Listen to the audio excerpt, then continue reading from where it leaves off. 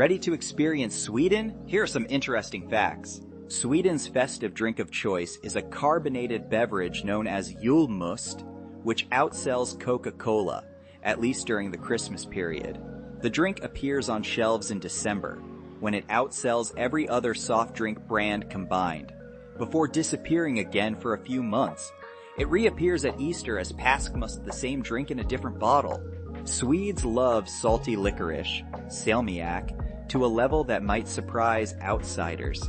There's even licorice-flavored ice cream and candy that challenges the most daring taste buds. While many know about fika, the tradition of taking a coffee break with pastries, it's not just a casual habit.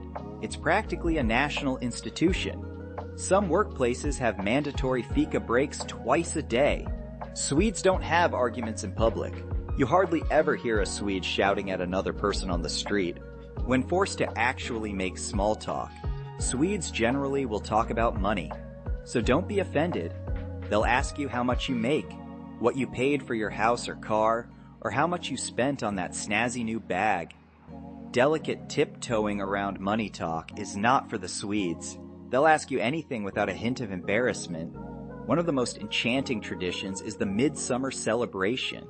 Around the summer solstice, Swedes gather to dance around maypoles, wear flower crowns, and enjoy festive foods. A Swede will never, ever offer to buy a round, so don't hold your breath waiting for it to happen, even if you've bought them a drink. Swedes are conditioned to think booze is wildly expensive in bars and restaurants, so they buy their own drinks and no one else's. The country has a tradition of eating pea soup and pancakes on Thursdays, a custom dating back to the Middle Ages. In the town of Umeå, there is a centuries-old pine tree that receives love letters. Known as the secret love tree, it has been a symbol of romance for locals and visitors alike.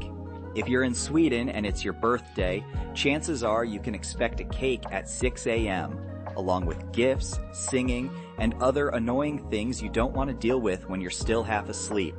Sure, the kids love it, but once you're past a certain age, the charm quickly wears off. In the village of Jukkasjärvi, the world's first ice hotel is rebuilt annually using ice blocks from the Torne River. Guests sleep on ice beds with reindeer skins for warmth.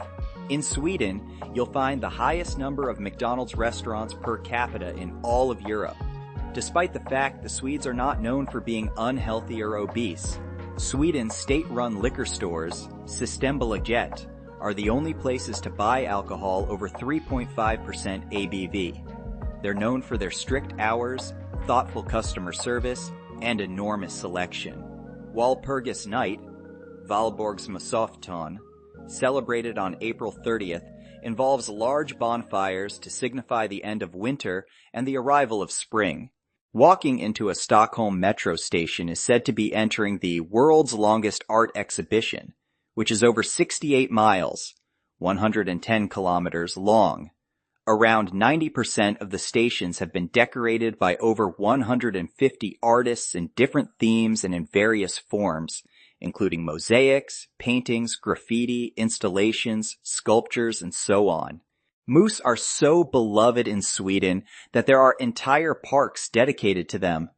In fact, there's a moose test, a driving maneuver test, named after these majestic animals to ensure cars can swerve safely to avoid them. In mid-December, Stockholm only has around 5.5 hours of daylight. However, this may vary for areas as far north as Lapland. These regions have roughly 20 hours of total darkness with only a mere 4 hours of twilight.